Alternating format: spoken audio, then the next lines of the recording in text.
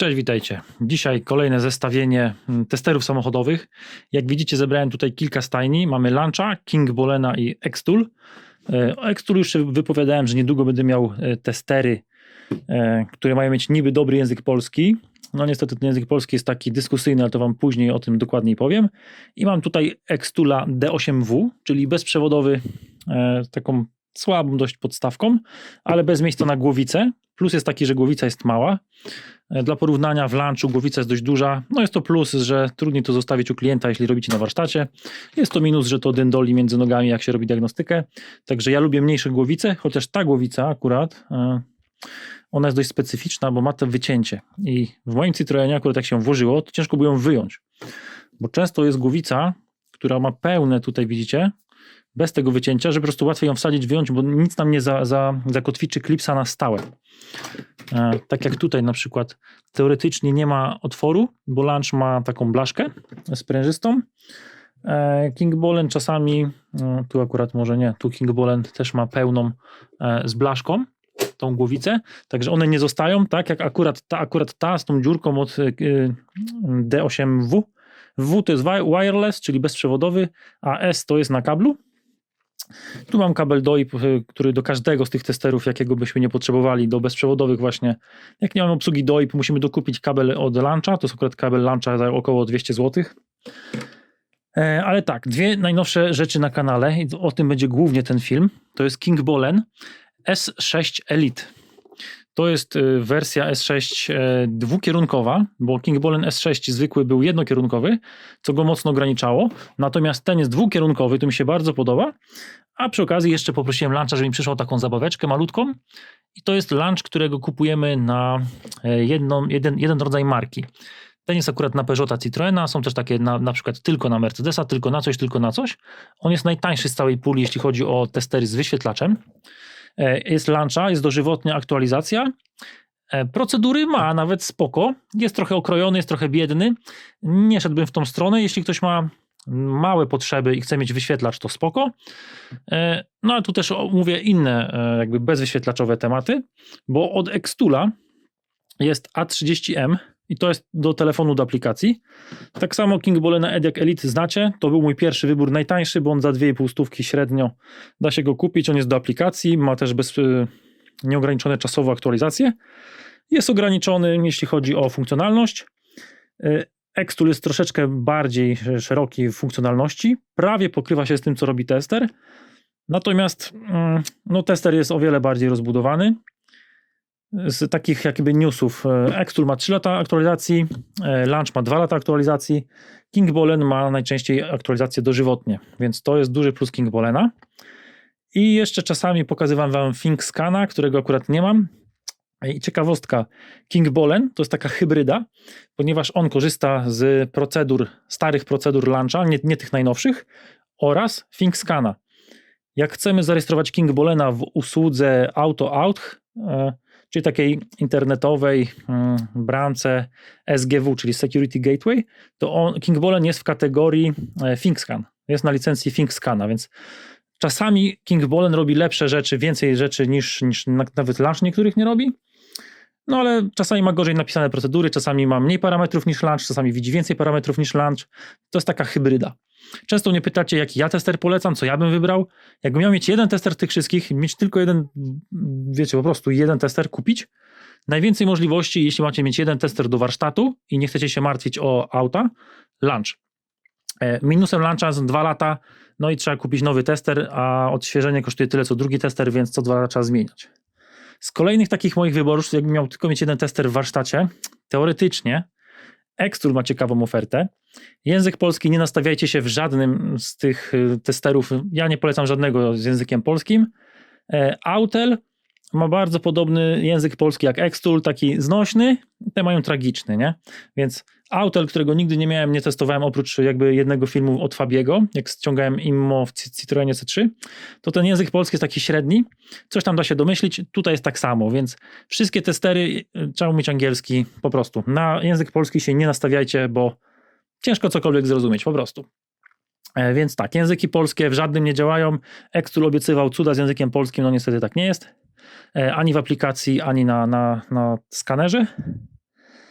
Więc no, diagnostyka zawsze po angielsku, a teraz możliwości i jakby cena do jakości, do możliwości.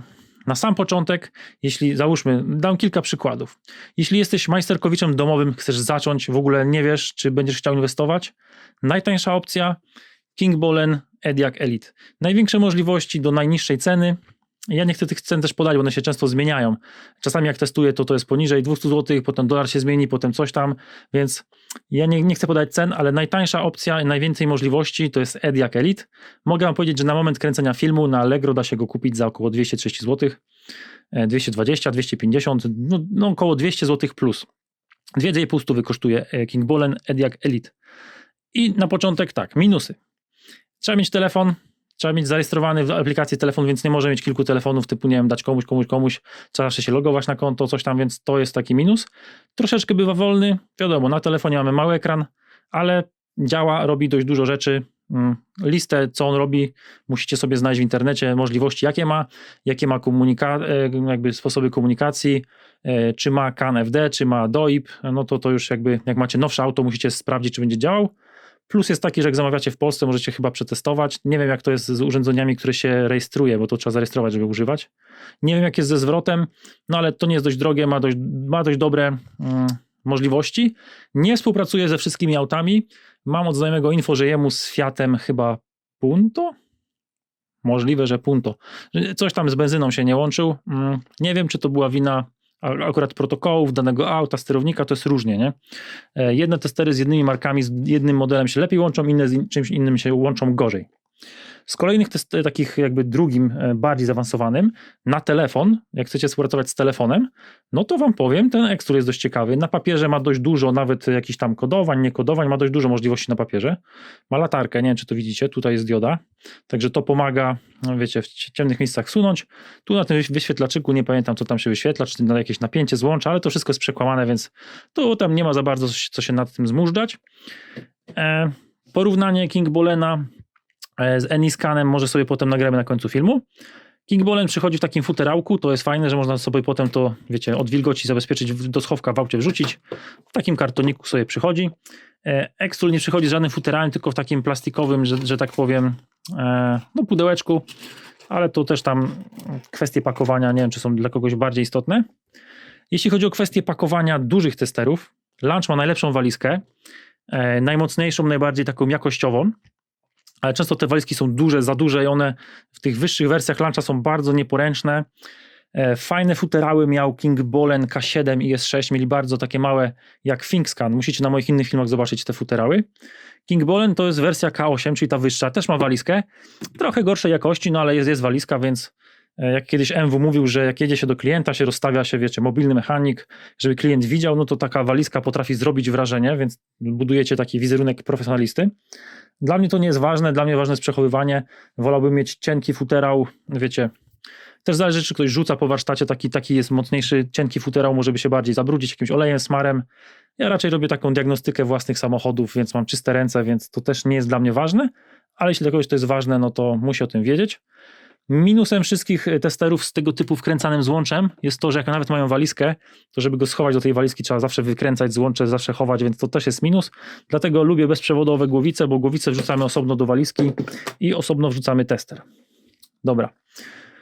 W King Bolenie jeszcze plus, że tu jest magnes że to się samo trzyma. Nie zgubi nam się. W poprzednich wersjach King Bolena była chowana ta głowica w S6 zwykłej. S6 Elite sobie dzisiaj pokażemy, omówimy, ale on jest na kabel. King Bolen K7 też miał problem, że miał luźną tą końcówkę, no też można było ją tak jakby zgubić, nie? Jeśli chodzi o podstawkę z tych wszystkich testerów tutaj, no to King Bolen ma najszerszą, największą po całej szerokości testera. Ona też się bardzo odgina daleko. Można go sobie prawie położyć, to jest fajne. W Extulu ta podstawka też jest, natomiast nie jest taka, że nie powiesimy go na kierownicy. Jak jest tak szeroka podstawka, możemy tester powiesić na kierownicy i on pomaga się trzymać. Tu, no tak średnio, powiedziałbym tak średnio. Tak samo dalej go nie odchylimy. Ta podstawka jest taka trochę symboliczna, powiedzmy, nie? Więc nawet jak pracować pod komorą silnika, na silniku, na pokrywie silnika, można sobie bardzo fajnie ten tester stabilnie King Bolena K8 postawić, nie? Więc Kategoria podstawki wygrywa z tych akurat testerów K8. Po prostu zwracajcie uwagę, jak szeroka jest podstawka, nie? Zabezpieczenie złączy.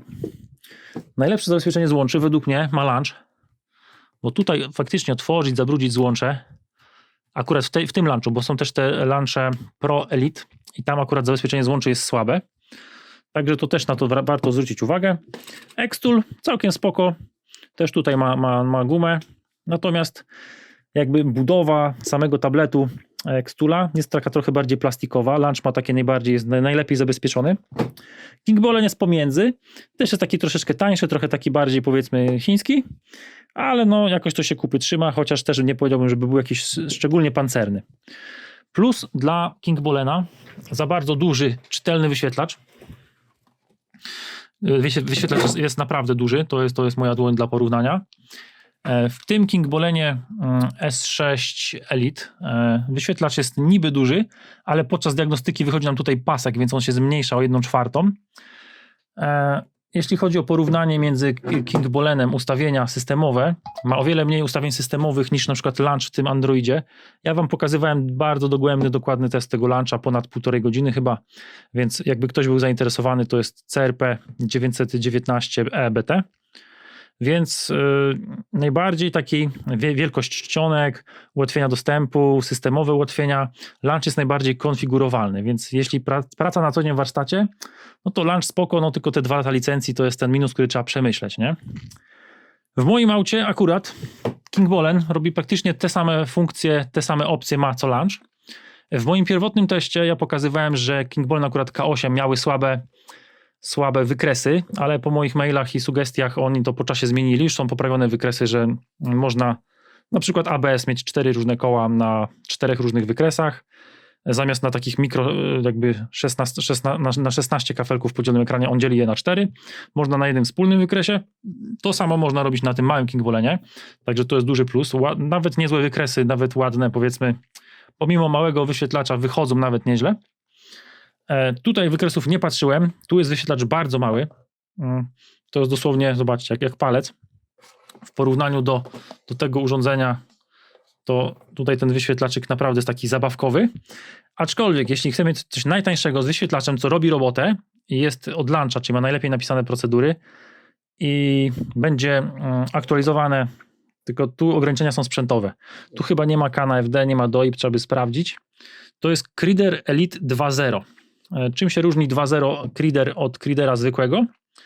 Zwykły Crider jest chyba pionowy, że tutaj ma od góry złącze wyjściowe, ma mniejszą baterię, a praktycznie hardware i jakby hardware w sensie softowy jest to samo. Ten ma większą baterię, jest poziomy, no i praktycznie to się tym różni, Crider 1 od Crider 2.0.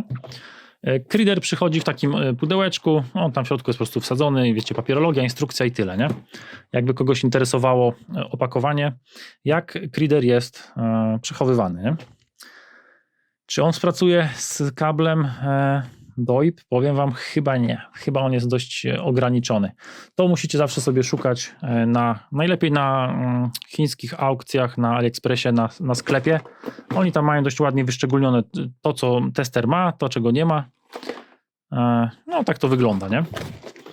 Z ciekawostek jeszcze, jak już lecimy takim ślinotokiem, mój Lunch już ma ponad 2 lata, widzicie? On miał aktualizację do 27.09.2025.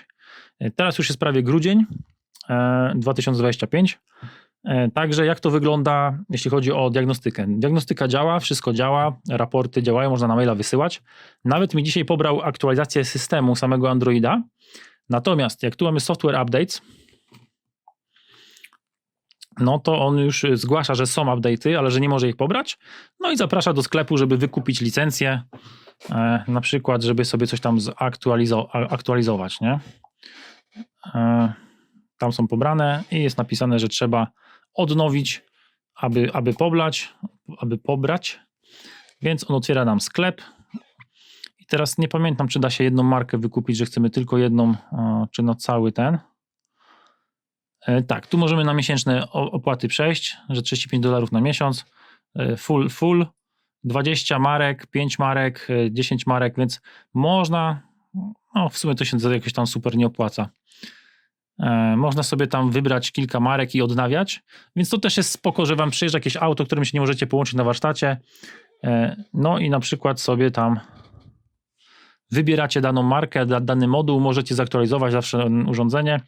Chociaż według mnie lepiej poczekać na Black Friday i kupić drugie urządzenie na 2 lata jakby aktualizacji, bo wyjdzie cenowo podobnie, nie? Bo tu odnowienie jest tylko na rok, a jak kupicie nowe, to jest na 2 lata. No i zawsze zostaje wam po 2 latach tester, który nadal działa z tym, co udało się zaktualizować. I teraz tak, jak się przygotować do jakby końca aktualizacji? Ja sobie dzień wcześniej wszedłem, zmieniamy język na angielski, pobieramy wszystkie update'y po angielsku, jak one się zainstalują, zmieniamy język na polski, bo to są osobne update'y i trzeba je pobrać po polsku. Jeśli będziecie mieli po polsku update'owany i wam minie data i zmienicie język na angielski, to on nie będzie najnowszy po angielsku, tylko będzie miał stare aktualizacje angielskie w etapie, załóżmy, nie wiem, jak przyszedł do was nowy z produkcji, nie? Czyli bardzo ważny fakt, przed upłynięciem daty zmieniamy na angielski, wszystkie aktualizacje pobieramy, instalujemy, uruchamiamy urządzenie ponownie, zmieniamy język na polski, uruchamiamy urządzenie ponownie, aktualizujemy wszystko po polsku, żeby mieć 2 języki, że w razie czego przełączamy na angielski, mamy najnowszy, który się dało zassać do danej daty i zmieniamy na polski i też mamy wtedy najnowsze aktualizacje do danej daty, nie? Więc tyle jakby słowem, jeśli chodzi o launcha, bo też jest bardzo dużo pytań, co będzie po 2 latach. On po 2 latach normalnie działa. Jedyne co po okresie aktualizacji się chyba blokuje, to są różne takie dziwne, głowicowe tematy od ThinkScana. Oni piszą, że to niby działa, ale to nie działa, więc ThinkScana ja ogólnie tak średnio polubiłem, mało używam. No, nie polecam, nie odradzam, musicie zdecydować sami, nie? Jak macie wy jakieś swoje opinie, zdanie, jakieś inne testery, możecie pisać w komentarzach, co się opłaca, co się nie opłaca, bo wiadomo, ja wszystkiego nie widziałem, wszystkiego nie testowałem, jedynie mogę się wypowiadać o tym, co mam tutaj na stanie, nie? Z dużych plusów Xtoola jest taki plus, że on buduje mapę całej sieci CAN buduje. Minus jest tego taki, że jak podłączamy Xtoola do jakiegoś auta, to na przykład launch ma coś takiego, historia podłączania, na przykład coś takiego, historia, tu była jakaś Skoda, Quick Access, klikam i on mi pamięta konfigurację moduły i skanuje tylko te moduły, które zapamiętał. Xtool za każdym razem wali pełny skan auta, więc jak nie wiem, robicie przejażdżkę, wracacie, podłączycie znowu pełny skan auta, no i w pracy na warsztacie to potrafi zajmować tam, nie wiem, wiecie, 10-15 minut, w ciągu dnia wam może godzina uciec, bo on ciągle będzie mielił wszystkie moduły, jak to jest w ogóle niepotrzebne, nie? Więc to jest minus, jeśli chodzi o szybką pracę z Xtoolem, no to Xtool jest trochę wynalazkiem i co jest bardzo ważne, do mojego auta akurat żadne dwukierunkowe sterowanie, nie ma procedur na Xtoolu w ogóle. Wchodzę, testuj elementy i tak, na launchu mogę przetestować wszystko. Klakson, szybę w górę, szybę w dół, jakiś tam wiecie, guziczek, lampkę, kontrolkę. Na Kingbolenie mogę to samo. Klakson przetestować, pompę ABS-u, wszystkie zaworki w ABS-ie, przód, tył, jak mi się podoba. Na Xtoolu nie jestem w stanie wysterować klaksona. Z ABS-em nie pamiętam, czy tam były problemy, czy akurat nie było problemów, czy akurat ABS on działał, więc czekajcie, z ABS-em było chyba tylko odpowietrzanie, a nie mogłem każdego zaworka, a tu mogę dokładnie zaworek, prawy przedni narastający, opadający zaworek, tam jest 8 chyba w pompie, tu też mogę zrobić 8, a tu mogę tylko odpowiedź pompę i tyle, nie? Więc do diagnostyki, żeby wysterować jakieś urządzenie w samochodzie, Xtool w moim przypadku się nie sprawdził. Kolejny minus, do Xtoola, do aplikacji zarówno jak i tego, muszę mieć do Citroena, cały czas muszę mieć internet. Jak tylko mi zerwie połączenia, już nawet zrobiłem skan, nawiązałem sesję, wywala błąd, brak internetu, podłącz się do internetu. Podobno w nowych autelach też tak jest, akurat do Citroena i chyba do czego? Do Citroena oraz do Porsche?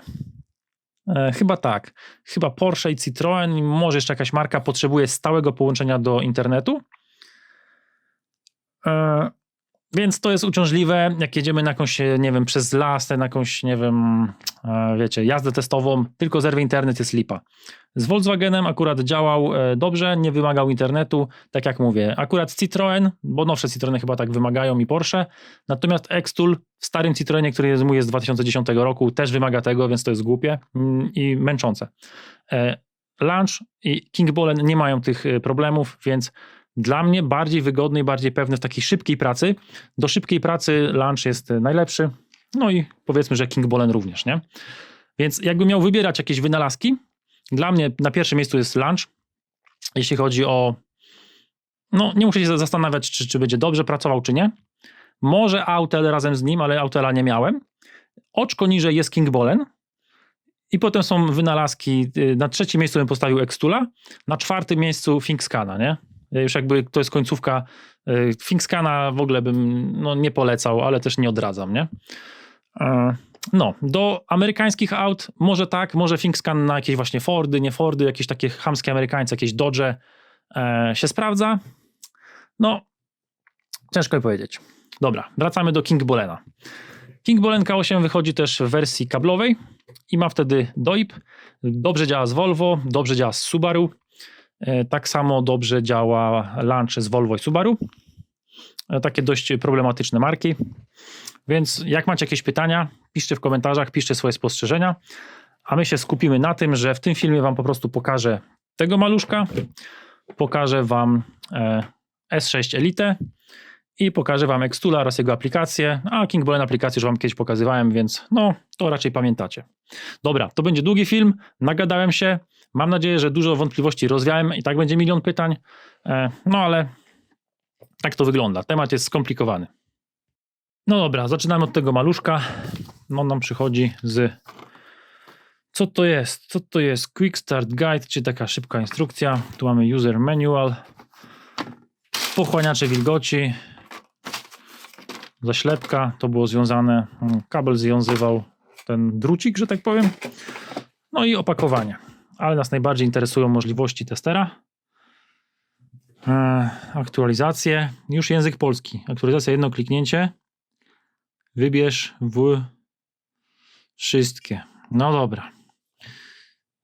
On jest bardzo prosty.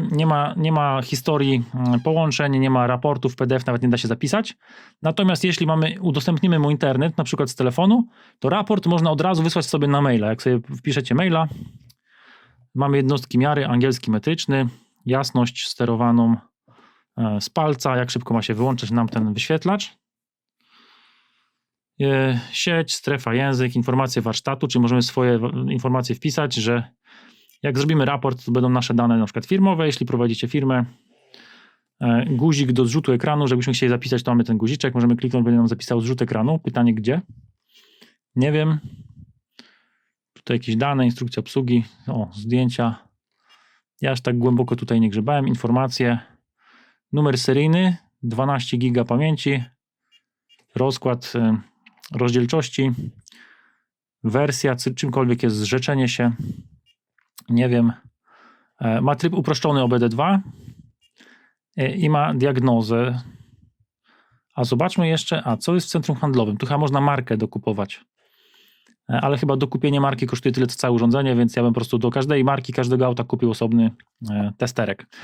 On jest w połowie ceny, pomiędzy troszeczkę droższy niż załóżmy King Bolen, chyba w podobnej cenie co Xtool A30M, ten po prostu na telefon, o ten, i troszeczkę tańszy, albo nawet połowę tańszy od King Bolena naszego S6 Elite. I to jest ciekawa opcja, ale do niego pójdziemy później.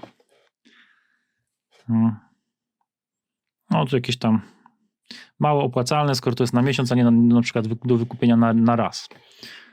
Czy ja muszę iść do auta? Mamy diagnozę demo, ok. Potwierdzamy. Ja nawet nie pamiętam, czy język polski to tylko tłumaczył jakiś Tuareg, Health Report. Tak, nawet widzicie, on nie tłumaczy jakby modułów, tylko on język na polski tłumaczy jakby czynności systemowe, a pomimo pobrania polskich tych pakietów, to i tak to jest takie system zbyt uboga mieszanka, sondy lambda, na cylindrze czwartym wypadanie zapłonów. Tutaj inne moduły, możemy kasować błędy, możemy sobie wejść na przykład, załóżmy wejdźmy sobie w hamulce. Nie da się kliknąć, to wkurzające, trzeba kliknąć na tą zieloną fałkę i dopiero wtedy wchodzi, więc ja mówię, nie działa, trzeba wiedzieć po prostu, że trzeba idealnie kliknąć, że trzeba idealnie kliknąć w to, co chcemy szukać. On nam teraz tutaj listę strumienia danych, czyli danych rzeczywistych, actuation test, zarezerwowany, To mamy taki wagowy, typowy tam testy po kolei. Tu WAG akurat ma w taki sposób te testy. Wejdziemy sobie załóżmy w Citroena, bo tam może będzie jakieś demo. A nie ma, jest Toyota. Honda, Toyota, Nissan, Ford. To sobie wejdziemy we Forda. 350.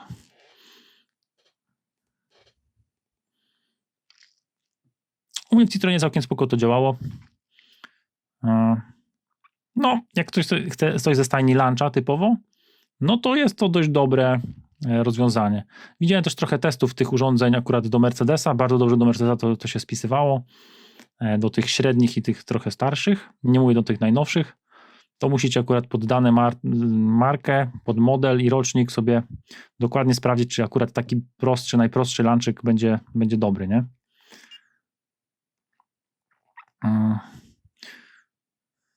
Tu mamy, załóżmy, solenoidy, tam chyba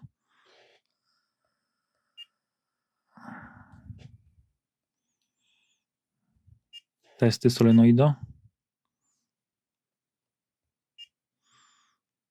Tu akurat nie wiem. Ja po prostu w Citroenie klikałem start, stop, na przykład i mogłem sobie klakson wysterować, jakieś lampy wsteczne mogłem sobie zapalić nim, także takim małym zabawką, dość tanią, stosunkowo tanią, można było naprawdę dużo zrobić, nie?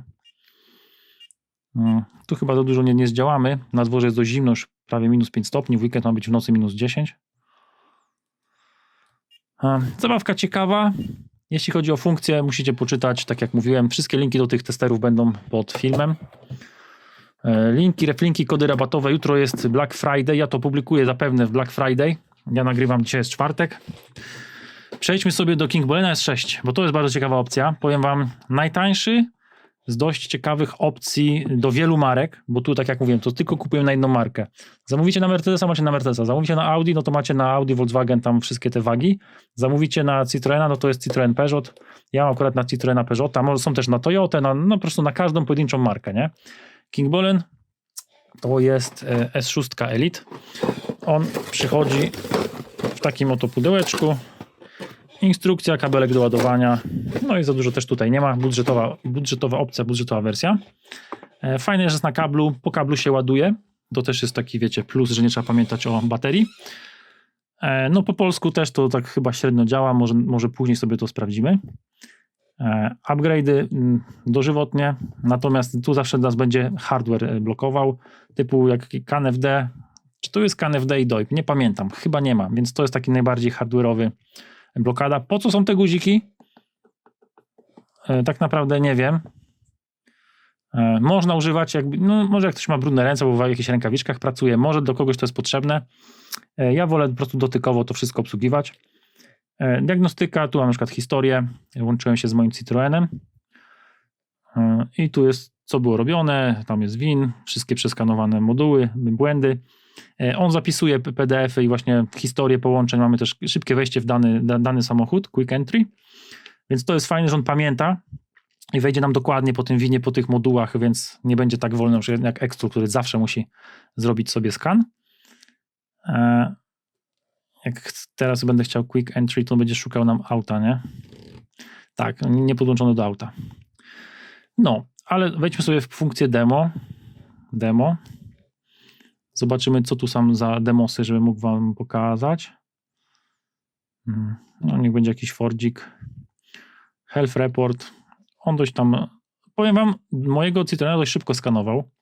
Nie wiem, czy nawet nie szybciej niż Launch, ale to ciężko mi powiedzieć. Extrude skanuje zdecydowanie najdłużej, bo on leci po wszystkich modułach, buduje mapę CAN. To jest fajne, jeśli nam się CAN wywali, to dzięki Extrude'owi będzie widać, który CAN się wywalił, bo CANów jest kilka. Mamy CAN krytyczny, komfortu, mamy tam różne te sieci CAN, więc to wam pokażę później. No i tu zawsze mamy błędy, jak kliknę, no to tam wchodzimy w przeglądarkę, on ma przeglądarkę, ten nie ma przeglądarki. Na Launchu przeglądarka dalej działa, internet działa, nie są jakby funkcje online przeglądarki odcięte, tylko nie działa już logowanie, odczytywanie pinów, bo to w funkcjach online było, nie? Odczytywanie pinów. Z ciekawostek, D8W jest w stanie odczytać pin IMMO, jako jedyny z najtańszych testerów, który w ogóle robi cokolwiek z IMMO, on odczytuje piny IMMO starych samochodów, takie proste IMMO, nie? Stare Volkswageny, w moim Citroenie też by odczytał pin, więc no to Extrude jest ciekawy. I Extrude też ma coś z licznikami, odczytywanie liczników, chyba zmiana nawet w niektórych autach licznika, zmiana w górę, bo nie cofanie licznika. Tutaj zanim użyjemy Google, odrzucamy wszystko. Nawet tu mamy wyszukiwanie błędów jak w przeglądarce. Na wszystkich testerach, nawet na launchu, jak się używa przeglądarki, on potrafi się zawiesić, wywalić. Nie starcza ramu, więc nie rekomenduję używania Google. Lepiej w telefonie szukać błędów, no ale da się. Załóżmy, że sobie chcemy wejść w jakiś tam APIM, Actuation Test, Source of Audio Input. Tam można coś on-off. Czekajcie, zobaczymy jak to działa. No jest off, on, zmieniamy sobie tutaj, nie? Potem wam na Citroenie może to pokażę, jak to tam u mnie będzie działało. Tu jest jakiś powertrain, actuation test, coolant pump, czyli możemy na przykład pompę sobie włączyć i odpompować, wiecie, jak mamy elektrycznie sterowaną pompę wody. Wyjdźmy w ogóle, zobaczmy ile serwisowych. Tutaj nie ma żadnych serwisowych jakby procedur. Tutaj mamy maintenance i mamy co? Kasowanie nastaw powietrzno-paliwowych, czyli korekty powietrzno-paliwowe. Możemy skasować bleeding ABS, czyli odpowietrzanie ABS-u, AdBlue. Mamy obsługę DPF-a, EGR-u, czy GPF też jest. Nie wiem, mamy kodowanie wtryskiwaczy, przeuczanie skrzyni biegów, kasowanie inspekcji olejowych, steering angle reset, czyli kąta skrętu kierownicy, kalibracja, TPMS, czyli kasowanie błędów z ciśnienia kół. Nie wiem, czy tu można kodować TPMS, najczęściej trzeba mieć zewnętrzne urządzenie, nawet na launchu, także tu pewnie tylko jest kasowanie, żeby od nowa jakby sprawdził, czy system jest jakby prawidłowo ustawiony. Brake pad reset, czyli tu zapewne albo kasowanie przebiegu na klockach hamulcowych. Nie wiem, czy cofanie tłoczków hamulcowych będzie, bardzo możliwe, że tak. Kodowanie baterii, także no całkiem dużo, jakieś resety AdBlue, całkiem dużo jak na dość tanie i dość proste, uproszczone urządzenie z procedur, także to jest spoko. Tu sobie zobaczmy do porównania z procedur na przykład King Bolena K8. No tu już jest troszeczkę tego więcej. Trochę więcej. Aczkolwiek to, co ten robi, to w większości wystarczy. No tutaj jeszcze jakieś tam, wiecie, wiadomo, to jest o wiele droższej klasy urządzenie, ale z kodami wszystkimi kodami na AliExpressie, na eventy właśnie 11.11 albo Czarny Piątek. Do tego macie moje kody do konkretnego sklepu, tego dystrybutora oficjalnego launcha, z którym współpracuję. Niedługo, w ogóle w przyszłym roku, mają otworzyć oficjalny sklep na Allegro, bo teraz jest sklep na AliExpressie we Francji. Mają otworzyć oficjalny sklep w Polsce na Allegro, także to będzie ciekawe. No, ale to tak z ciekawostek. Co tu jeszcze? Repair info. Ok, nie. Mamy też tryb uproszczony OBD. Tu mamy pomoc, jak sobie klikniemy to nam możemy się połączyć z konsultantem, możemy zadać pytania, jak mam jakieś tam wątpliwości, coś tam. Kiedyś w jakimś testerze zgłaszałem błędy, czy tam prosiłem jakąś pomoc, na jakimś filmie wam to pokazywałem. No, ale tak ogólnie bardzo, bardzo ciekawy jest ten King Bolen, także chyba pójdziemy na dwór zmarznąć razem, bo jest naprawdę zimno. Ja go podłączę do mojego Citroenka, pokażę wam funkcje. Wszystko da się tym czytać, silnik, ABS, co się da czytać jeszcze, klimatyzację, tym też również wszystko się da. Także naprawdę całkiem potężne są te dwa testery.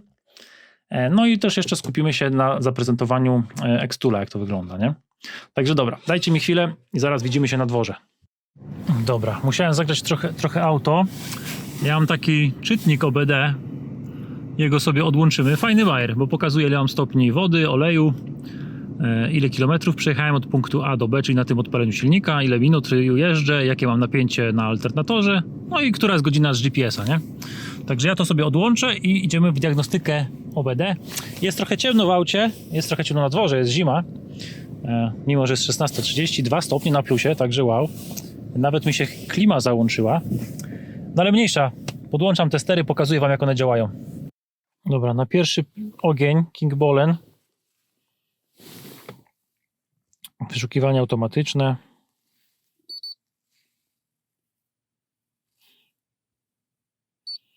Jest ciemno, ale musicie mi wybaczyć. Miał być pierwszy ogień lunch, ale się aktualizuje i jest wolny internet tutaj. Także niech jedzie. Dobra, jak znajdzie Citroena, no to wrócę do Was. No namierzył rocznik, model. Ja po polsku ustawiłem, zobaczycie jaki ten polski jest. No, automatically search, ręcznie wybrać. Szybki test. Skanowanie systemu, chyba szybki test. To jest health report. To nie jest szybki test, tylko test zdrowia, coś takiego, nie? Ja wam powiem, ja wolę po angielsku tego używać, bo tak to trochę nie rozumiem. Stopień, usterka, kod. To znaczy, że brak kodów błędów, nie? Także te tłumaczenia są naprawdę słabe. Pulpit to jest po prostu chyba licznik. Radio ma cały czas jeden błąd, to według mnie wzmacniacz antenowy. No zobaczcie, całkiem szybko poleciał test.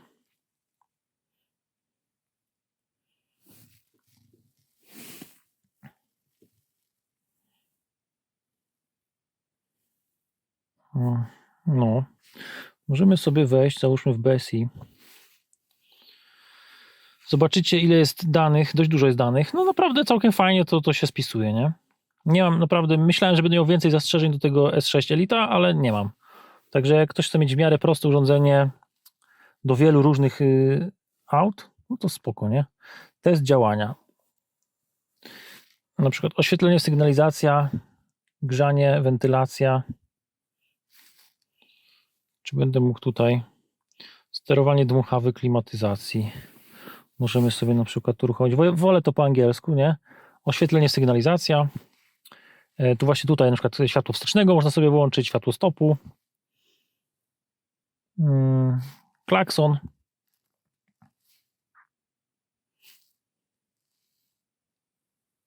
Także włączenie świateł drogowych, mijania. Włączenie świateł drogowych. Jest ciemno na dworze. Kliknę uruchomić. O, widzicie? Jest jasno na dworze. Jak kliknę przerwać, to jest ciemno. Także no, ma fajne po prostu dwukierunkowe sterowanie, nie? I daje radę tak jak lunch. Tu naprawdę nie mam nic mu do zarzucenia. Wejdziemy sobie w ABS, zobaczymy jak będzie rozbudowany ABS. Bo to też jest często ważne. Test działania. Mogę samą pompę sobie włączyć. No ja tego nie chcę na razie robić. Elektrozawory wpływu i wypływu, nie? Tu jest źle przetłumaczone. Wypływu, napływu, no spoko, nie? Inlet, outlet po prostu. To jest fajne. To samo robi ten malutki lunch. I to samo robi duży lunch, to samo robi duży King Bolen. Czego nie mógł mi zrobić ThinkScan.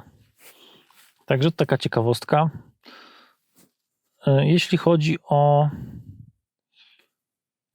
naprawdę odszedł, tak, że naprawdę chce wyjść, nie?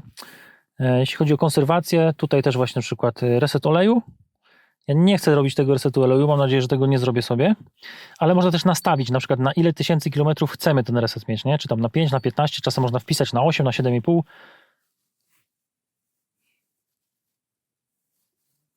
A, tu musimy sobie wybrać markę z listy i tam nie? No ja tego nie chcę robić, żeby sobie nie rozregulować, no ale to większość ludzi może interesować. Kodowanie wtryskiwaczy, tego też nie będę ruszał. No także tak wygląda King Bolen. I to co mówiłem, że jak skanujemy, to jedną trzecią, 1/4 ekranu tracimy na ten pasek, nie? Więc taki jedyny minus. Są małe literki, nie da się ich powiększyć, więc jak ktoś nie widzi albo używa okularów, no to może być dla niego to problem, nie? Plus jest taki, że możemy FCA, tak samo bramkę Renault Dacia, możemy zalogować się chyba do usługi Auto Out. Nie wiem, nie pamiętam, albo na pojedyncze kody, no ale da się to zrobić. W tym chyba lunchu się tego nie da zrobić. No dobra, podłączymy tego luncha, zobaczymy czy on działa, a ja sobie od razu go zmienię na język angielski, żeby dało się tego używać. No i będzie musiał pobrać sobie języki wszystkie, nie? Tam na nowo. Chociaż dzisiaj go aktualizowałem po angielsku, więc na razie update'ów nie ma. No, także całkiem przyjemny, fajny. Idziemy dalej. A jeszcze zapomniałem wam pokazać wykresy. I tu właśnie zobaczcie, jak wchodzimy w diagnostykę, historia, jest mój Citroen, szybkie wejście i on mi idealnie wejdzie po tym, jak było kiedyś tam sesja. On wszystkie moduły będzie pamiętał. Więc to jest tak jak w lunchu, więc szybka praca na lunchu i na King Bolenie jest możliwa, nie? Czy chcemy Health Reporta? Nie. System Scan. Albo nie, System Selection. Ja dokładnie wiem, gdzie chcę wejść. Ja chcę wejść w ABS.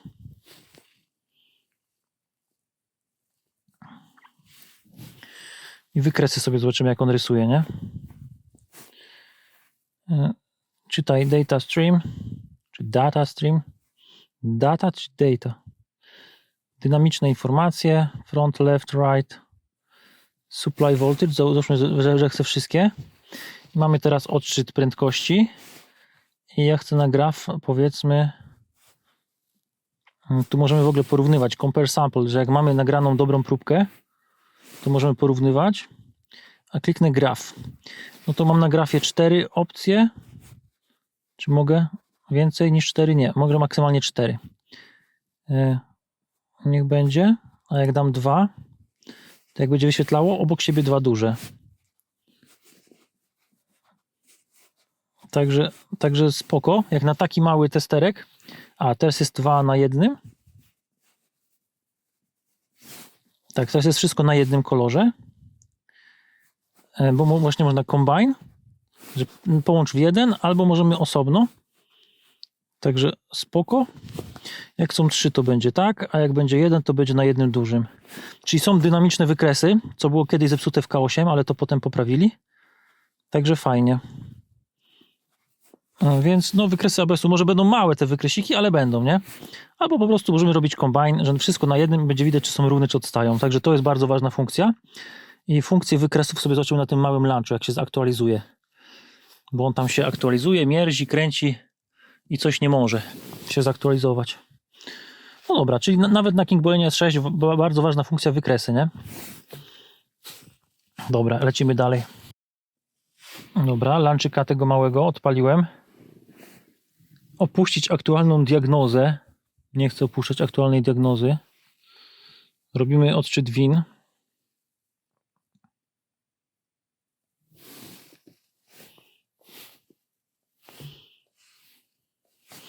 Tak, Citroen. Obciążę. To jest chyba loading.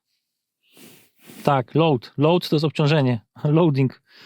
Ładowanie. Obciążę. No i właśnie to jest ten polska język, trudna język. To jest wszystko turbo małe. Zobaczcie, jaki mój kciuk jest duży. Także tu jest uciążliwa wielkość tego. Jak ktoś ma problem z oczami, to tutaj oczopląsu idzie dostać. No i to jest prosty, bardzo uproszczony tester, nie? Jak ma internet, wyśle nam raport, ale nie zapisze go w pamięci, nie ma nawet historii skanowania pojazdów. Nie ma żadnych serwisowych uproszczeń, takich wiecie, skasowanie oleju czy coś, to musimy wszystko robić ręcznie.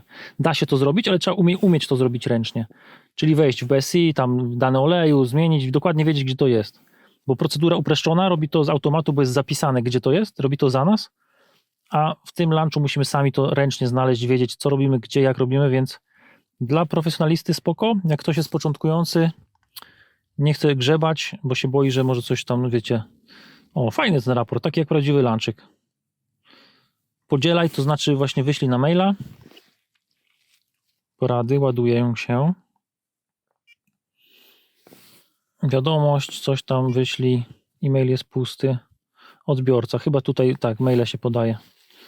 Teraz wy nie widzicie, tu jest cofajka, ja to cofam. No i powiedzmy, że wejdziemy sobie znowu też do BSI.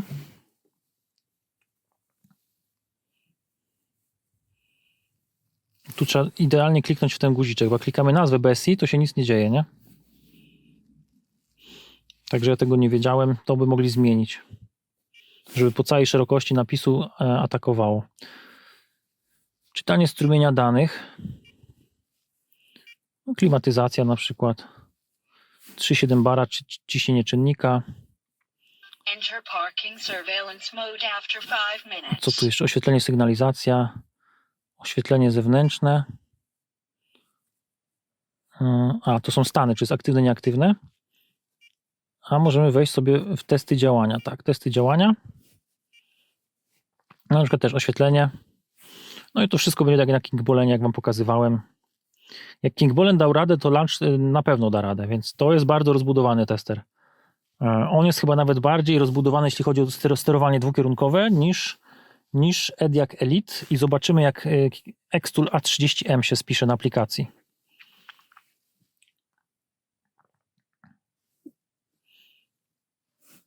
Zarządzanie światłem sufitowym, świateł drogowych. Uruchomić. Uruchomiłem światła drogowe, przerwać, zgasły. No także tutaj można sobie już potestować, wiecie, jakieś tam EGR-y powłączać, powyłączać, klaksony. Dobra, czy tu są na przykład, jak wejdę w BSI, adaptacje albo szczególne kodowania w sensie tych, wiecie, oleju, przebiegu olejowego, nie?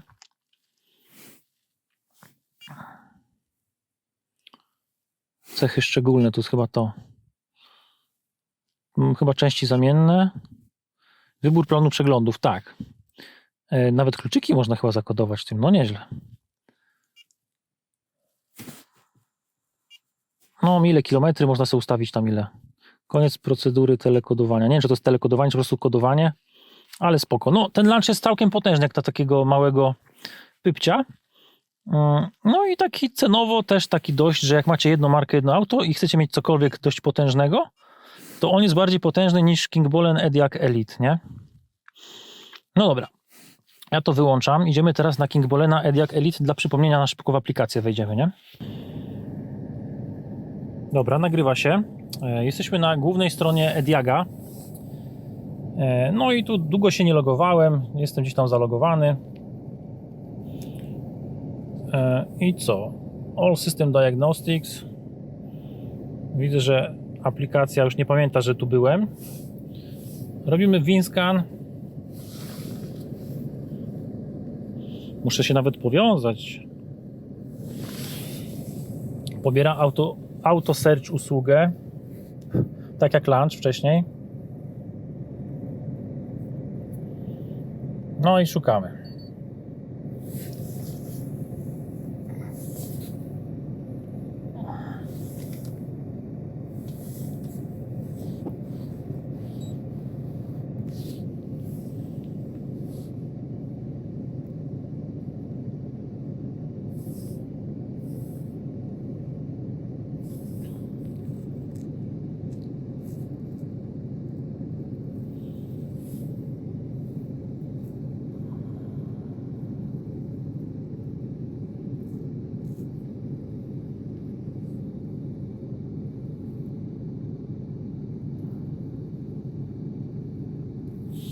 Znalazł Citroena, pobiera Citroena.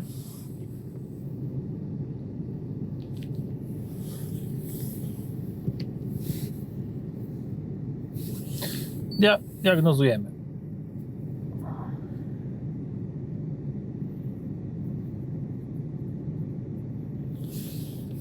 Tu oczywiście wszystko po angielsku, bo po polsku nie da się żadnego z tych testerów używać.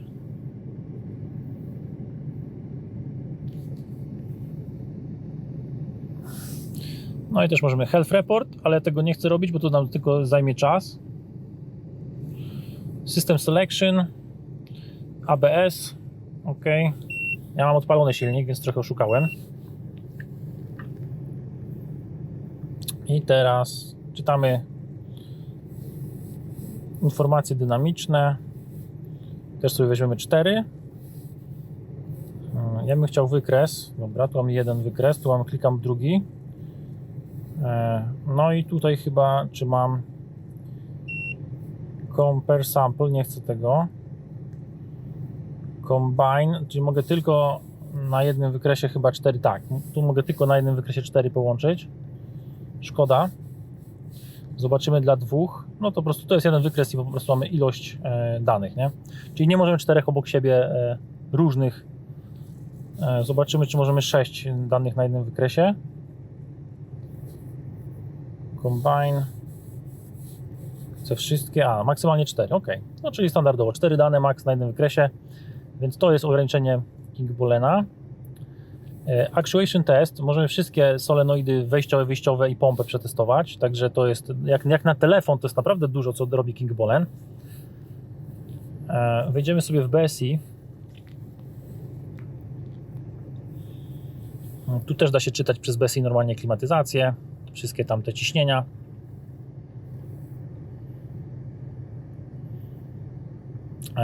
Serwisy olejowe da się tu też robić, ale zaraz wyjdziemy z takiej diagnostyki ogólnej do części serwisowej. Dobra, tu może nie będziemy testować. Actuation test. Lighting signaling, czyli też mogę testować właśnie zewnętrzne main beam, headlamp control, czyli to, co testowałem wcześniej, brake lights, wszystko możemy sobie testować, wysterować. To jest fajne przy diagnostyce, jak nam na przykład stop nie świeci. Wysterowujemy sobie stopa z samochodu testerem i patrzymy, gdzie nam ginie prąd, tak w cudzysłowie. Dobra, jeśli chodzi o diagnostykę uproszczoną, tu mamy maintenance functions, no i tu mamy skasowanie olejów serwisowych, immobilizery, ABS, hamulce, DPF, TPMS, kodowanie wtryskiwaczy, kalibracja kąta skrętu, przyuczanie skrzyni biegów, kodowanie akumulatora, adaptacja EGR. Tu mamy nawet jeszcze Adaptive Front Lighting, czyli świateł, sunroof, czyli dachu, szyber dachu. No i Air Level Calibration, to jest chyba do jakichś Airmatików w Mercedesach, może jakichś innych autach. Jak ktoś wie, może napisać w komentarzach. Także King Bolen robi naprawdę dużo i nie wymaga internetu. To jest jego bardzo duży plus. Dobra, teraz dla porównania porównamy sobie aplikację Xtoola, więc widzimy się za chwilę. Dobrze, oto aplikacja Xtoola AnyScan. Wychodzą nam update'y, specjalne funkcje, wejdziemy sobie w funkcje specjalne. No i tu mamy troszeczkę więcej. Jakiś power balance, ABS bleeding, no więc Xtool już tak dla warsztatu już tak ma więcej funkcji. Transportowe mody, window, nie światła, szyby. Kodowanie z szybami. DPF, GPF, więc on tu już obsługuje o wiele bardziej, że tak powiem, zaawansowanie. No więcej mamy tutaj, jak widać, tych możliwości. Nawet jest GPF Regen, czyli BMS Reset, no to może nawet jakąś może hybrydę, czy by to zrobiło? Nie wiem. Ciężko powiedzieć. Ale zrobimy sobie autoscan.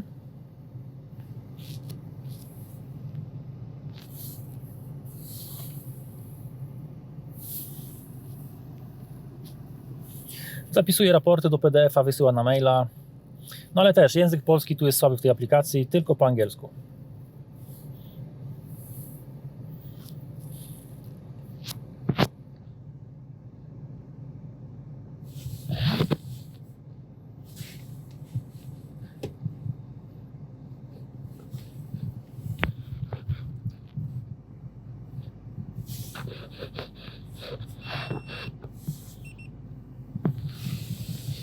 On tam sobie pika.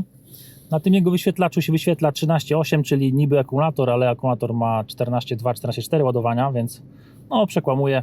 Jest kilka diod sygnalizacyjnych, czerwona, niebieska i chyba zielona też migała czasami.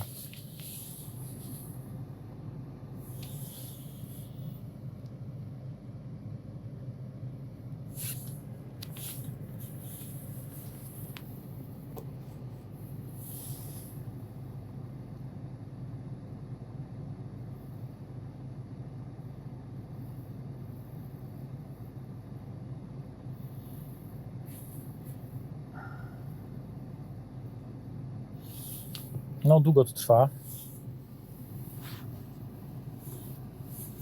Citroen. No i właśnie napisane, że cały czas musi być internet, co jest strasznie męczące. 2010 rok, tak.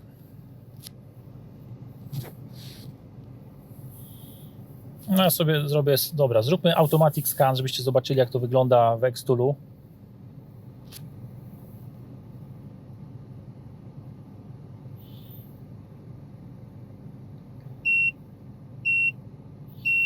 Tu ABS piszczy, że się łączymy z ABS-em.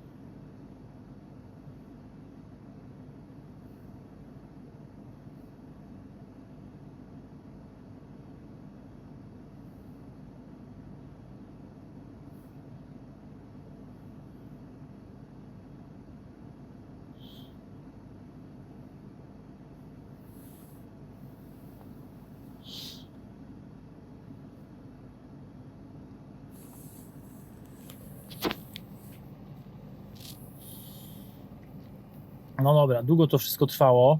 I teraz tak, DTC report. Możemy zrobić sobie taki raport, wygenerować. Ja go sobie zapiszę, możemy sobie zapisać wszystko tam.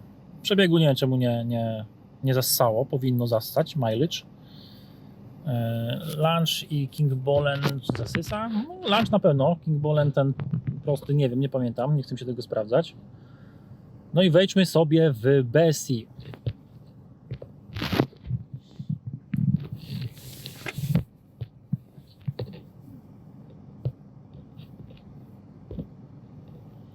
I teraz tak, live data, air conditioning na przykład, no mamy tam ciśnienie, sobie zaraz znajdziemy, refrigerant pressure 52,4 bara, czy to możliwe? Możliwe.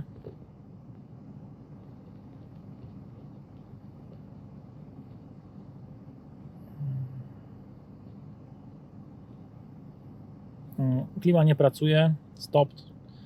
Fan blower 3 zmienię na 4.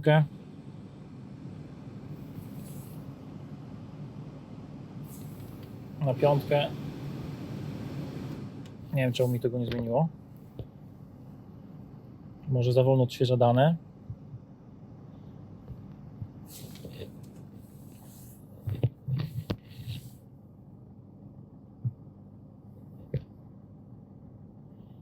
Ciekawe.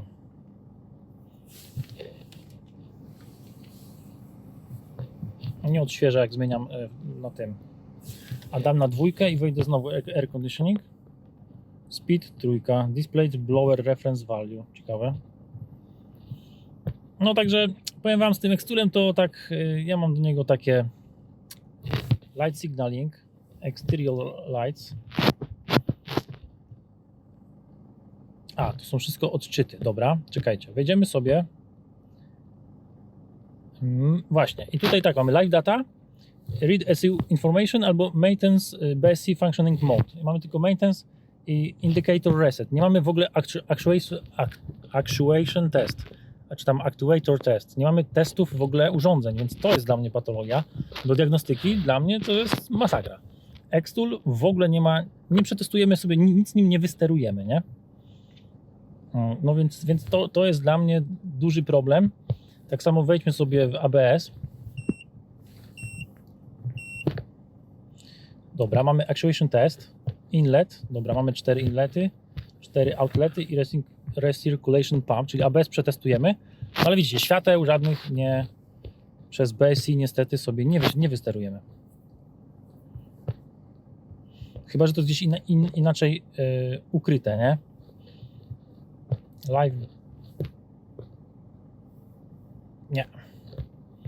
Nie ma. Więc to jest w Xtoolu właśnie słabe. Także chyba wam pokazałem, co z grubsza chciałem. Tu języki, pobieranie, firmware, update'y. Do wszystkich tam, wiecie, funkcje specjalne wam pokazałem. Raporty, no i właśnie mogę sobie wejść w ten raport, zobaczyć co tam jest, nie? I kiedyś też co tu było, BSI, no to chyba z akumulatorem coś było, jak odpinałem akumulator. Dobra, co byśmy jeszcze chcieli zobaczyć? Teraz byśmy chcieli zobaczyć Xtoola dużego, także widzimy się na żywo zaraz. Dobra, teraz sam Xtool, sam tablet.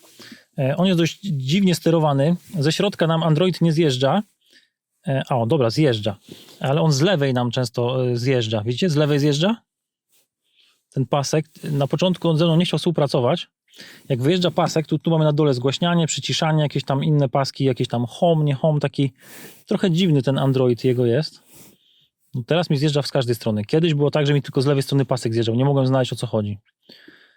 Dobra. Co to jest DF Citroen? Nie mam zielonego pojęcia.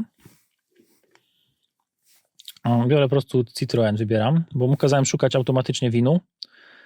On też wymaga cały czas internetu do diagnostyki, więc trzeba mieć telefon naładowany, udostępniać internet. Jak jestem w lesie, jest słaby internet, albo gdzieś w jakimś metalowym warsztacie z metalowym dachem, no to powiem wam, bez dobrego połączenia z netem, akurat Citroena, Peugeota i chyba Porsche to było. Nie ogarniecie, nie? Chociaż podobno nowe autele też tak mają, że też wymagają ciągłego podłączenia do internetu, jeśli chodzi o Citroena, nie? Launch jeszcze w tych przynajmniej launchach, które ja mam, nie ma tego. Pre-post scan, nie wiem czym się różni od automatic scan, ale sobie to zrobimy. No i tu mamy budowanie mapy CAN, wszystkich jakby systemów CAN. Tu mamy Power CAN, injektor i BSM, czyli wtryskiwacze i BSM, body CAN, tu mamy wszystkie telematikę, jakieś autoradio, alarmy, airbagi, czyli jakby nam się wykrzaczył jakiś, nie wiem, łącznik CAN czy coś, to byśmy widzieli, gdzie można szukać, w którym węźle, jeśli chodzi o CAN, można by szukać na którym jakimś złączu, czy jakimś tam CAN barze, gdzie można szukać uszkodzenia, więc to jest spoko, nie? Tu mamy kolejny CAN BSR, tu mam jakiś Other Protect, nawet nie wiem co to jest. No i on teraz leci po wszystkich 26 modułach, nie?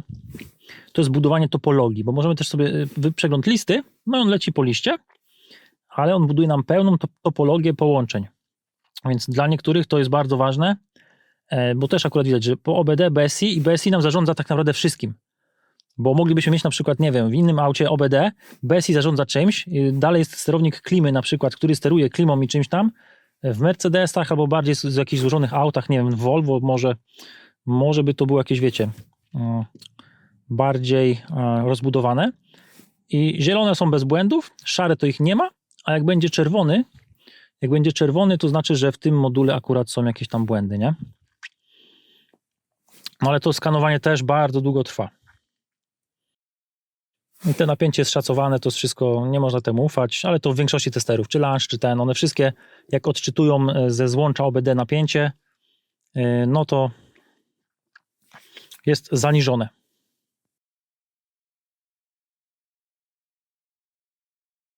No, jak mamy autoradio, to jest błąd, nie?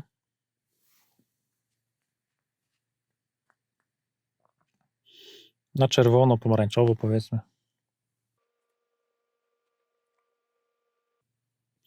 Także jakbym miał mieć dwa testery na warsztacie, no to wybrałbym Launcha plus Xtoola właśnie za tą ciekawą funkcję i możliwości czytania IMMO i jakieś takie dziwne chińskie kodowania. On ma trochę takich smaczków, także ja bym Xtoola nie skreślał, ale do diagnostyki dla mnie się nie nadaje osobiście, nie?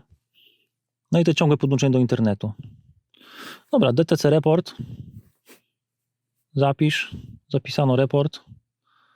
DTC list. On pokazuje listę, że w radiu mam problem z anteną. Na liście to wygląda standardowo, tak jak wiecie, jak jesteście przyzwyczajeni do tego, do widoku.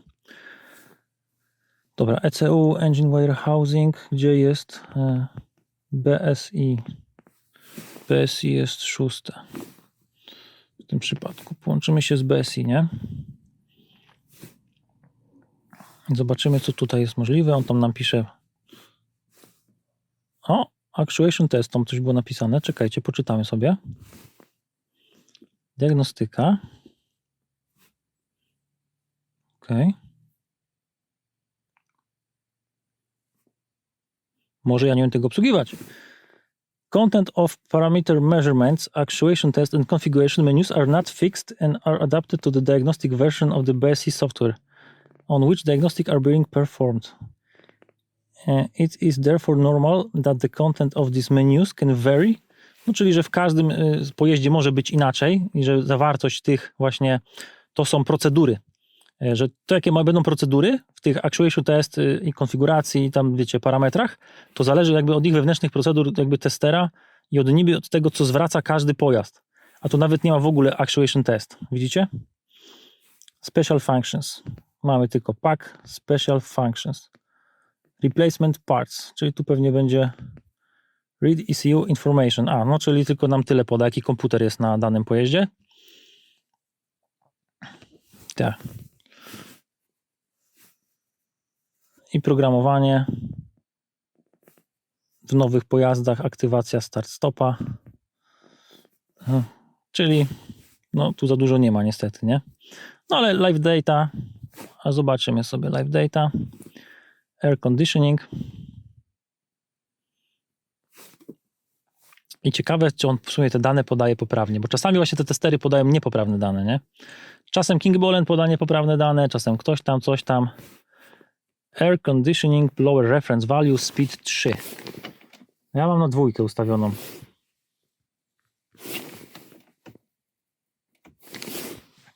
Teraz jest ciśnienie klimy 61 barów. Od temperatury nagrzewa się klima, więc może rosnąć, bo pod maską jest coraz cieplej, nie? No, air conditioning stopped. Gdzieś mi widzi, że guzik sterowania. Czy gdzieś jest guzik sterowania, że klima jest włączona? Tego też nie widzę. Potem sobie odpalimy Launcha albo King Bolena. King Bolena K800 odpalimy i sobie zobaczymy, jak on to wyświetla, nie? Bo King Bolen K8 często pytacie o niego. No, także lighting, signaling, exterior lights. Ciekawe, czy wysterujemy światła. A nie, no bo tu nie ma actuation test, tylko mamy odczyt, czy one są włączone, czy nie. No właśnie. Także no tutaj dużo nie zdziałamy. Odczytać coś tam sobie odczytamy, ale za dużo nie zdziałamy niestety. Także tutaj dla Xtura minus. Plus jest taki, że tutaj się dało gdzieś czytać kody, kod IMMO. Gdzieś tu widziałem, że chyba Special Functions BSI. Chyba w BSI to było. Diagnostyka. Zaraz poszukamy.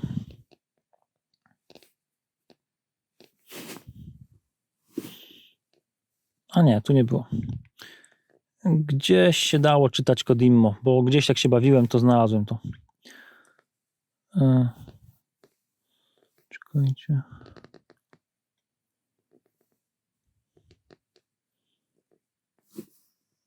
Gdzieś IMMO było. Może VCU. Sterownik silnika. Special Functions.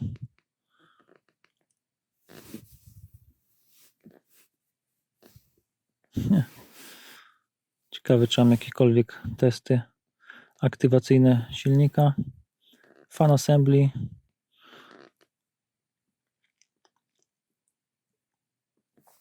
Może w liczniku.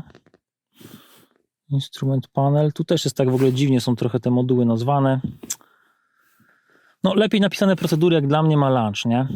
Zwłaszcza do tych średnio starszych aut.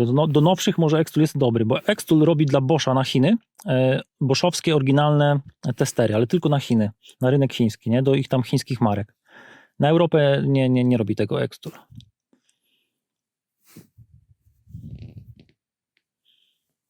Kurczę, gdzieś chyba, tak mi się wydaje, że Immobilizer dało się czytać. Z topologii też możemy na przykład wejść, co to jest INJ. ECU, ok, BSM, Engine Wiring Housing. Tu jest ABS, ASR.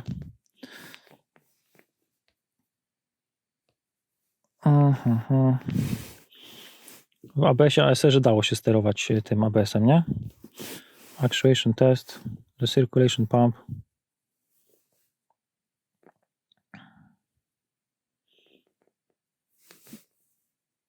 znajdzie mi pompę ABS-u, jak sądzicie?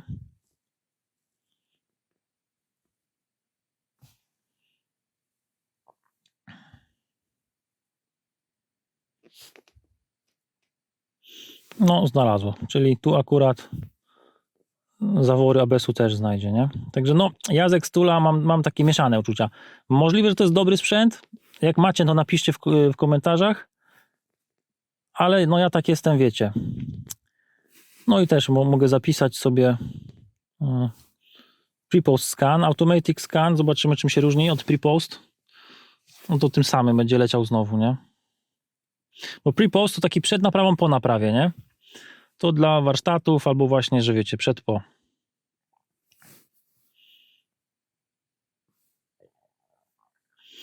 Trochę się o tym Xtoolu rozgadałem.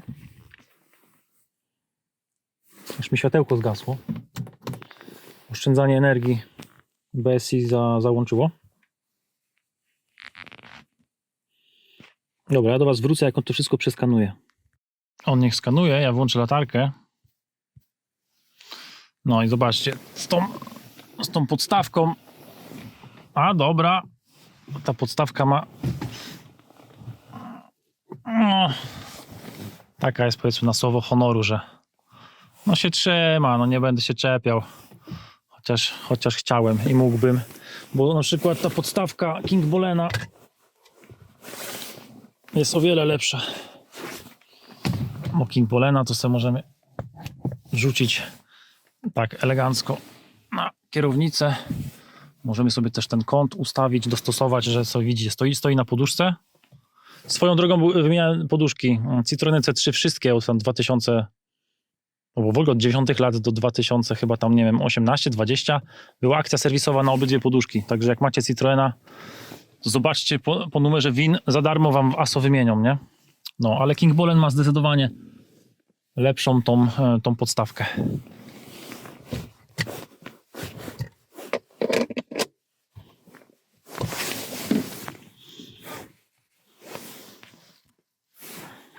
Dobra, ten przeskanował. Mamy listę, no DTC report. Zapisz. No niczym to się nie różni tak naprawdę. Na moje oko, nie? I tak samo jak wejdę w BSI.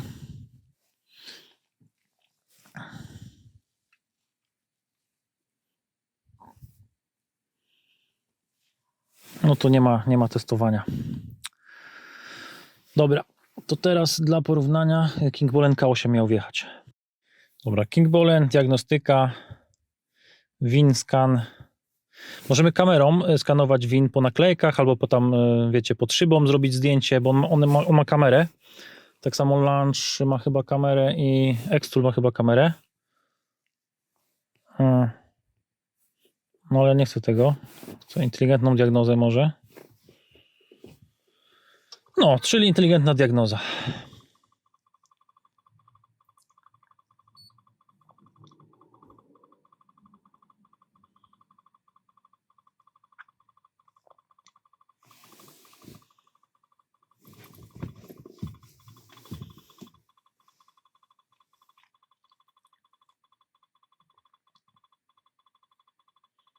Ze wszystkich złączy King Bolen nie ma zabezpieczonych ich wcale, więc tu jest minus jak dla mnie, nie? O tym zapomniałem powiedzieć wcześniej. No, można diagnostykę zrobimy pełną.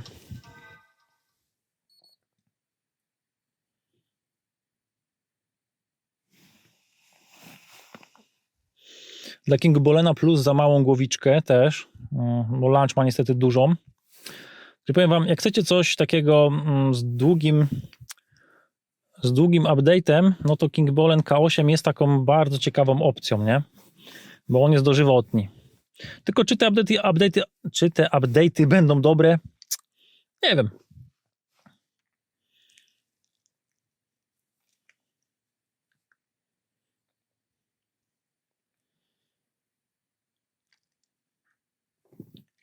No, Launch jest na pewno najbardziej dorobiony. Jest lepiej dorobiony niż King Bolen. King Bolen to jest takie trochę niedorobione dziecko Launcha, nie? Ale dobre, to jest dla mnie drugie miejsce. To jest dla mnie drugi wybór zawsze, nie? Na drugim miejscu King Bolen. I on ma chyba funkcję online. Chyba ma czytanie pinów nawet. Kurde, trzeba by sprawdzić, nie pamiętam, nie chcę was oszukać. Bo Launch na pewno ma czytanie pinów do ECU, na przykład Volkswagena, do tych starszych, nie wiadomo. No ale King Bolen jest dość doposażony. No wejdźmy sobie w BSI.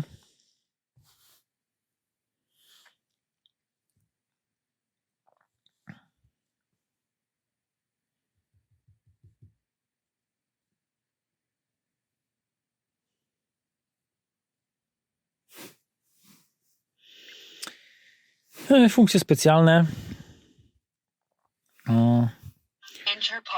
Konfiguracja, wymiana części, douczanie.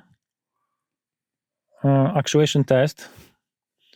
Też są właśnie tu i to jest ponad Xtoolem, nie? Że mamy testowanie wszystkiego, co byśmy chcieli. No po prostu to działa. Ja to sprawdzałem wcześniej. Poza kamerami Launcha właśnie versus King Bolena i King Bolen robi to samo wszystko co Launch. To nie będę już tego pokazywał. Ale coś chciałem z BSI. Chciałem wam pokazać klimatyzację. Jak odczytuję klimatyzację. I według mnie zrobi to lepiej niż Xtool. Xtool ma coś słabo napisane, te procedury. Może do nowszych aut może ma lepiej. Nie wiem, nie mam nowszych aut, więc ciężko mi się wypowiedzieć. Czytamy dane air condition. No i zobaczcie, speed 2, blower ten. Przekręcam na 3. Czy mi odczyta? Nie czyta mi jeszcze tego. No ciekawe. Na 4.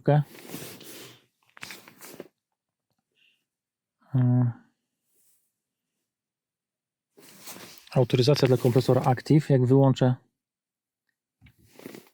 No ale tu odczytało speed 2 przy czytaniu, więc to jest ciekawe, kiedy on to... Refrigerant pressure, 4 bary. Tam mi pokazywało jakieś 50 coś, nie? Więc chyba Xtool źle te dane czyta, bo te 4 bary bardziej bym w to uwierzył.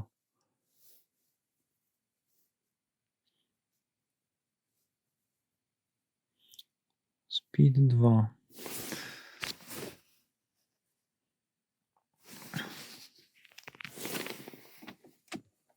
Speed 5 włączam. Może muszę uruchomić silnik, żeby mi to odczytywało te dane.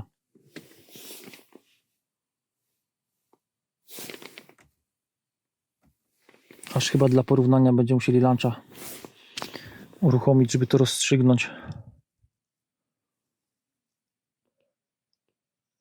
User request to start the air conditioning. Ja mam włączoną klimę.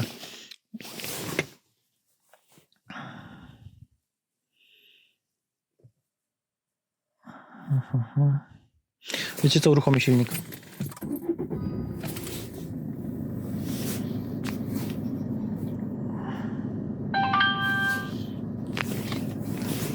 Dmuchawę dam na 3. Jest na 3. Tu nie wiem czemu jest speed 2. Chyba że to jest inna prędkość czegoś.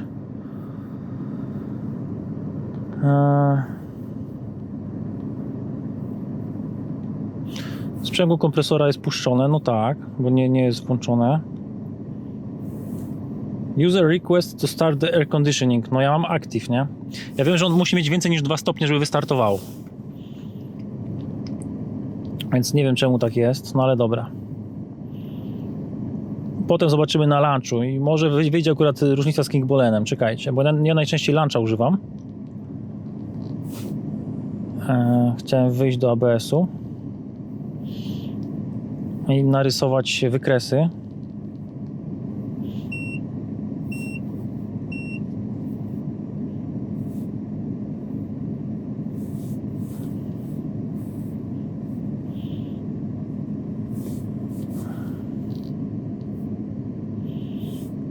Grafujemy tak. Są 4 wykresy. Combine poprawione, a zrobimy sobie 2 wykresy. Tu jest dużo klikania w King Bolenie. Zobaczcie, że muszę wychodzić przez całe menu, klikać graf, żeby zmienić, no ale jest dynamiczny wykres. Także to jest dobre. Wcześniej tego nie było, więc poprawili. No dobra, czyli taki troszeczkę niedorobiony Launch, a teraz ja podłączę Launcha i on rozstrzygnie już wszystko.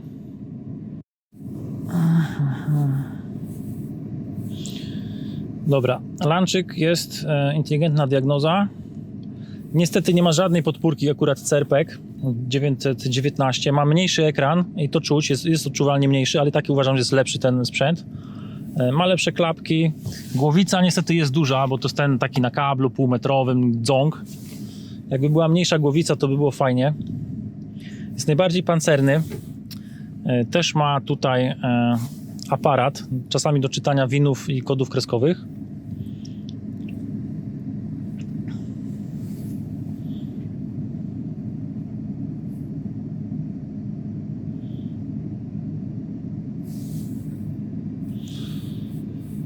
Diagnostyka. Tu już zastał wszystkie informacje o pojeździe.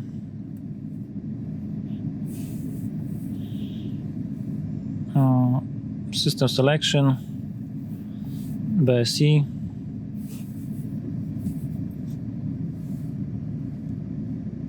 O, klima zaczęła działać.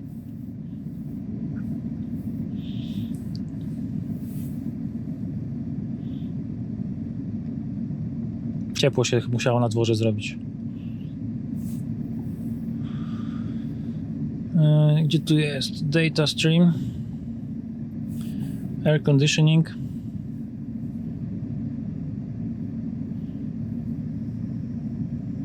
Air conditioning request active. Jak ja wyłączę, jest inactive, czyli widzicie, odświeża. Kliknąłem, żeby było active. Nie wiem, czemu jeszcze nie odświeżył. Mam na zielono. Jest inactive, czyli jest active. Uh-huh.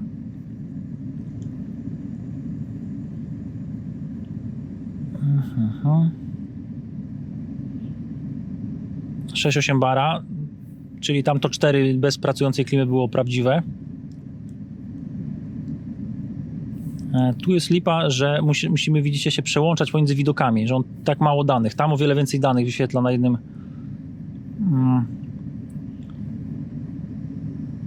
jednym na jednym ekranie.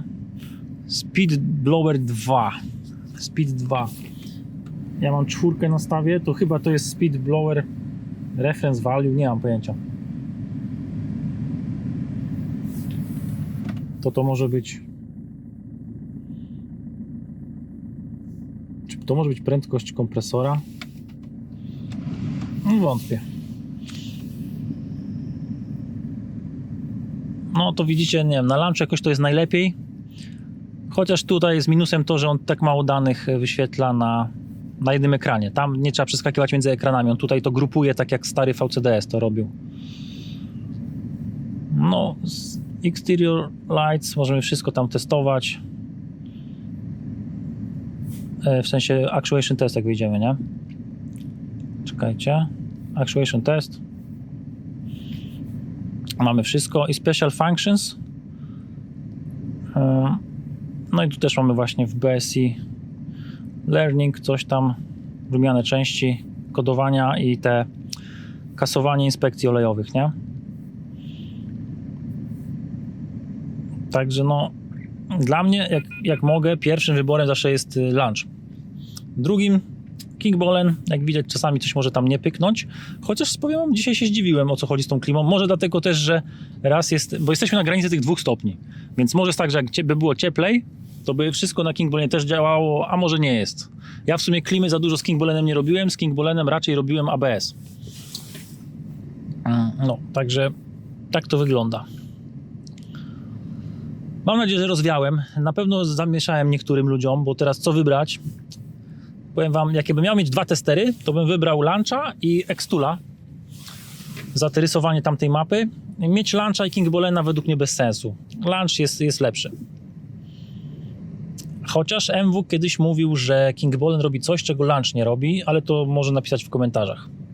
Jak wy wiecie, co dany tester robi, czego nie robi, no to też możecie napisać, nie? No to by było chyba na razie tyle. Wracam do domu, zrobimy sobie podsumowanie na stole.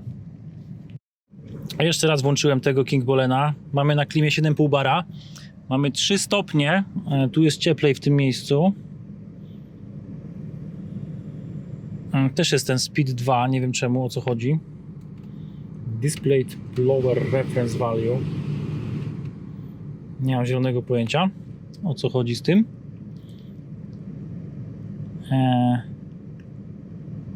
Request, gdzie tu jest? User request active. Ja sobie klimę wyłączę. Inactive. I znowu włączam. Jeszcze klima nie ruszyła, dobra, jest active. Czyli to chyba komputer blokował wtedy to wyświetlanie. No, jest 9,4 bara, czyli tam się wszystko uruchamia elegancko. Czyli 52 bary, które podawał Xtool. No to było za dużo, nawet na stronie wysokiej, no bo tu mamy na wysokiej chyba, nie? Czy tu na niskiej jest 10 barów.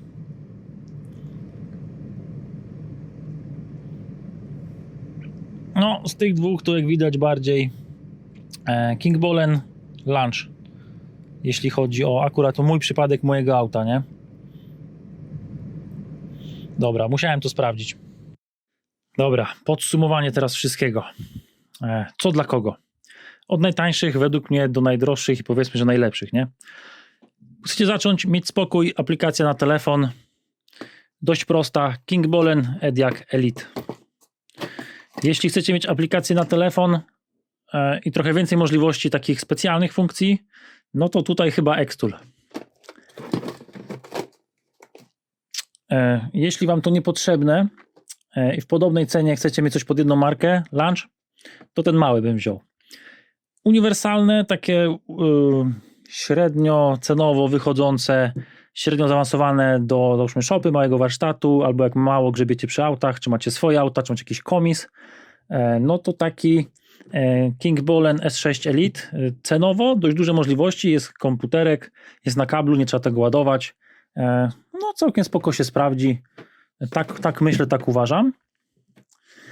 Później teraz tak, jeśli macie warsztat, to na siebie zarobi, ja bym brał Launcha. Minus 2 lata. Jeśli chcecie mieć funkcję online na dłużej, no to Kingbolen K8 jest takim odpowiednikiem, powiedzmy, pomiędzy Launchem, a no to jest drugie miejsce. Dla mnie numer 1 Launch. Z Launcha też jest na kablu Pro Elite. On jest trochę bardziej wykonany, nie tak już pancernie, tylko bardziej tak jak już Kingbolen jest wykonany, tak trochę jakby taniej. Ma większy wyświetlacz, ale ma DOIP i ma już Androida, a tutaj nie ma, tu jest Android ukryty. Tak samo tu jest Android ukryty. No, także Launch, jak nie chcecie dużej głowicy, która przeszkadza, no to odpowiednikiem Launcha z małą głowicą jest Kingbolen, nie? Więc no tutaj, dlatego tak często pytacie, bo nie wiecie co kupić, czy Launch, czy Kingbolen. Jakbym miał mieć tylko jeden tester na cały świat, na całe życie, no ja wziąłbym Launcha zdecydowanie. No ale te funkcje online, czy Kingbolen ma, w sumie nie mam na czym sprawdzić, więc tutaj takie, wiecie, prawie ex aequo z plusikiem na wskazanie na Launcha. Do testowania, do diagnostyki takiej, żeby coś wysterować, no to sami widzieliście, że zdecydowanie bardziej Launch Kingbolen, nie? Xtool, jeśli potrzebujecie funkcji mapowania topologii, no to Xtool będzie lepszy. Xtool ma też takich właśnie trochę bardziej bajerów, takich właśnie tam czytanie pinów IMMO. Ja osobiście nie odczytywałem już pinu IMMO z żadnym testerem, nawet IMMO Elitem jak do mnie przyszedł, bo nie chciałem, no można uwalić tam, wiecie, BSI, trzeba odłączać wszystkie żarówki, odłączać wycieraczki, silniki, podłączać prostownik podtrzymujący. Ja to raz robiłem Autelem od Fabiego, więc żadnym innym testerem nie ściągałem pinu IMMO, no po prostu. Nie robiłem tego. Więc tak bym sklasyfikował. Na początek najtaniej to, minus jeszcze Xtoola, że musi być cały czas internet. To może być w pewnych sytuacjach ciężkie. Metalowy warsztat, wiocha, las, brak zasięgu, niestabilny internet, no to może utrudniać, więc to trzeba wiedzieć. Z Autelami też tak jest, że no, po aktualizacjach najnowszych wymagają ciągłego podłączenia do internetu, właśnie czy do różnych marek, czy do wszystkich marek. Powiem wam, nie wiem. Ogólnie w diagnostyce samochodowej coś się dzieje takiego niedobrego, że chcą jak najbardziej utrudnić, zablokować przez internet, licencje, jakieś tam, no korzystajmy póki możemy, nie? Im starsze auto, tym lepsze i prostsze w diagnostyce. No, także najtaniej, najszybciej, najlepiej Kingbolen. Jeśli chcecie bardziej zaawansowaną aplikację, no to według mnie Xtool. Jak wam to jest niepotrzebne, chcecie mieć coś pod jedną markę, no to Lanczyk. Jak chcecie mieć uniwersalne coś na wszystko, no to Kingbolen S6 Elite. I teraz uwaga, bo w podobnym pakowaniu jest jakiś Kingbolen IM806, jakieś tam numery ma, ale to nie jest S6 Elite. On jest chyba 100 tańszy, ale nie ma mniej opcji, mniej wersji tam tych serwisowych, ma chyba mniej opcji, mniej wersji, no nie opłaca się go brać. S6 Elite musi być napisane S6 Elite, nie żaden kod tam jakiś tam 9 coś tam bla bla bla, tak mi się kojarzy, więc na to trzeba uważać. No i tyle, napiszcie w komentarzach, co wy uważacie, co wy sądzicie. Ja Xtula jeszcze będę testował na różnych innych autach, na jakichś Toyotach, nie Toyotach. No, jest to ciekawe narzędzie. Do nowszych aut może to być nawet potężne narzędzie. Mówię, jakbym miał mieć 2 testery wybrać, jakie mógłbym mieć, no to wybrałbym zdecydowanie coś ze stajni Lancia i jako uzupełnienie Xtula, nie? A najlepiej to by mieć Lancia, Autela i załóżmy Xtula. Jakby można było mieć, wiecie, 3 skanery. Jak jesteście tacy, że macie coś bardziej swoje auta, rzadziej używacie tych testerów, macie dość dużo marek, chcecie coś bardziej zaawansowanego, no to Kingbolen K8, nie? Jeśli już idziemy w stajnię Kingbolena. Jak najtańszy z Kingbolenów, jak chcecie mieć wyświetlacz, no to S6 Elite całkiem spoko. Pomiędzy nimi jest jeszcze Kingbolen K7, możecie go sprawdzić. On też ostatnio dostał dożywotnią aktualizację, bo kiedyś miał na 2 lata, więc K7 też jest takim średniakiem pomiędzy. No te K8 nawet są udane. K7 ma ten plus, że on jest w miękkim, małym futerale, więc łatwiej go wozić w bagażniku, nie? A jak wam zależy na czymś bardziej, takiej walizce bardziej pancernej, no to K8 jest taka trochę większa, mniej poręczna, ale bardziej taka wytrzymała walizka. Także tu wszystko ma wpływ, nie? Jeśli chodzi o walizkę, no to tu widać, że trochę jakby Xtool przeoszczędził, ale Xtool daje 3 lata aktualizacji, nie 2 lata. No i więcej opcji na papierze, daje więcej opcji, jeśli chodzi o możliwości proceduralno-serwisowe, które akurat w moim przypadku się nie sprawdziły. Jak wy macie Xtoola, jesteście zadowoleni, możecie dać znać. Wiem, że na przykład Fabi bardzo lubi Xtoola. To jest jego faworyt, jeśli chodzi o testery, także widzicie, wszystko zależy od człowieka, od osoby, kto co robi, kto ma jakie wymagania, kto czego potrzebuje. No, nie ma ideału, niestety, nie ma ideału, zawsze musimy coś dać, coś odjąć, zawsze jest jakiś balans. Dobra, to był strasznie długi film, bardzo wam dziękuję za oglądanie, wszystko w opisie, zapraszam was na komentarze, na grupę rzeźbiarnia, macie pytania, piszcie, jeśli oglądacie ten film później niż tam wiecie Black Friday, obecne promocje, możecie do mnie pisać, zawsze mogę od łącznika, czy to z Xtoolem, czy to z Lanchem załatwić wam jakieś kody rabatowe, linki z pewnych źródeł. Jak zamawiacie z AliExpressu, nie zamawiajcie z Chin, bo przyjdzie wam cło i VAT. Zamawiajcie na AliExpressie, ale na sklepach z Choice, czyli dostawa z Europy, albo w ogóle, że europejska dostawa typu 3 dni dostawa z Francji, z Czech, jakieś takich wiecie, żeby było bez VAT-u i bez dodatkowych opłat, bo mimo, że będzie 100 czy tam 200 drożej, no to jak przyjdzie wam z Chin i przyjdzie wam 400-500 zł na przykład, no to wtedy chińskie są droższe, jeszcze idą miesiąc, a z europejskiej dostawy macie 2-3 dni dostawę bez żadnych dodatkowych opłat, więc na to warto zwrócić uwagę. To też dużo ludzi o to pyta. Dobra, teraz naprawdę kończę.